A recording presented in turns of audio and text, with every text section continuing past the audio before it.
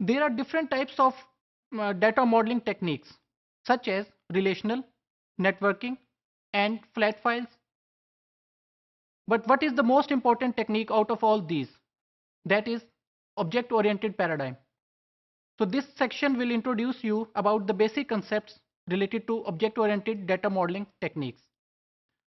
Object oriented data modelling techniques जो है base करती है ऑब्जेक्ट्स और क्लासेस पे, और इसके अंदर जो मेजर कंसेप्ट्स हैं that are related to encapsulation and the other one is inheritance. Benefits of object oriented data modeling. There are several benefits. Some of them are shown on this slide also. So what is the most important benefit? That is reusability of components, which is written at the last of this slide. Then there are other advantages such as it solves challenging problems as compared to other data models. It has improved communication between its users, analysts, designers, programmers, and in our case, biologists. Then it increases consistency in analysis, design, and programming. There is explicit representation of commonalities among system components, and the final system is very robust and compact. Okay, what is the phases of object-oriented data model development life cycle? There are different phases. So most important phases are shown here. First phase is analysis phase. Analysis phase tells us what to do. The system will perform what operations, what functions. It is shown here by this blue box. Then we have our object design. This object design has three parts, which are data structures, algorithms, and controlling portions. The third one, this system design, it tells complete system architecture, how this system architecture will be implemented. And the other thing is what would be the subsystems, what are the subcomponents of this complete system. And all of these systems come under the umbrella of implementation phase, which is done by programming and using database access concepts. Okay, if I go towards the basic definitions of object-oriented concepts, then I have to define class, objects, and what are their different relationships. I will start from the definition of class, which is as follows.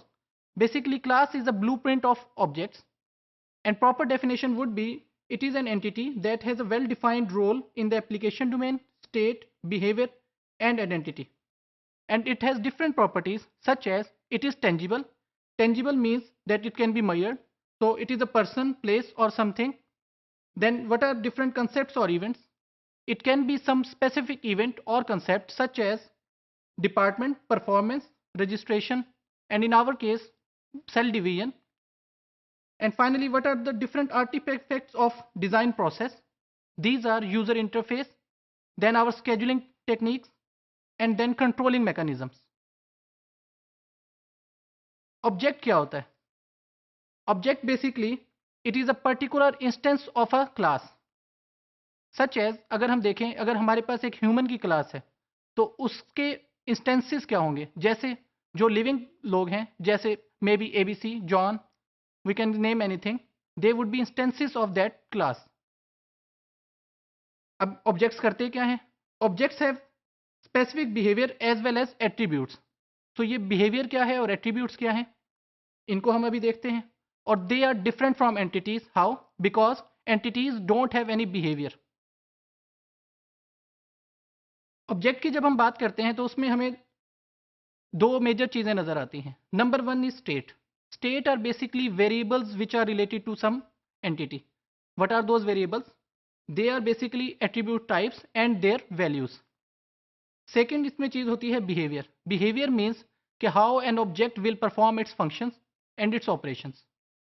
और finally हर object की एक unique identity होती है जो इसे दूसरी चीजों से differentiate करने में help करती है. Object oriented paradigms के basic कंसेप्ट्स में एक इनहेरिटेंस का कंसेप्ट है. इनहेरिटेंस से मुराद क्या होता है? इसमें दो कंसेप्ट्स आते हैं, सुपर क्लास का और सब क्लास का. इससे मुराद ये है कि एक सब क्लास जो है वो सुपर क्लास से इनहेरिट होती है और उसके फंक्शंस को एक्सेस कर सकती है फॉर इट्स ओन वर्किंग. अब इसमें दो किस्म की क्लासेस होती हैं. Number one is abstract class. Abstract class कौन सी होती है? जिसके हम डायरेक्ट ऑब्जेक्ट्स नहीं बना सकते. ऑल्दो सब क्लासेस के डायरेक्ट इंस्टेंसेस हो सकते हैं। The other one is concrete class. Concrete class common classes होती हैं जिनमें हम ऑब्जेक्ट्स प्रोड्यूस कर सकते हैं। इनहेरिटेंस की एक एग्जांपल यहाँ पे मैंने शो की है because it is a very fundamental concept of object oriented paradigm. वो क्या है कि अगर हम देखें, एक हमारे पास सुपर क्लास है जिसको हम एनिमल्स कह रहे हैं। एनिमल्स में हेड, बॉडी एंड फीडिंग का मैकेनिज्म है जो इनहेरिट हो रहा है इसकी सब क्लासेस में, जो यहाँ पर मैमल्स और फिश की दिखाई गई हैं। Although mammals and fish they are not common but inherently they are common. अब वो कॉमन चीज़ें क्या हैं कि इनमें भी हेड होता है, बॉडी होती है और फीडिंग होती है। अब जो डिफरेंस थिंग्स हैं वो क्या है कि जो मैमल्स होंगी उनकी 4 टांगें होंगी, they can sit of course. On the other hand जो फिश है वो स्विम करती है और they have fins for swimming.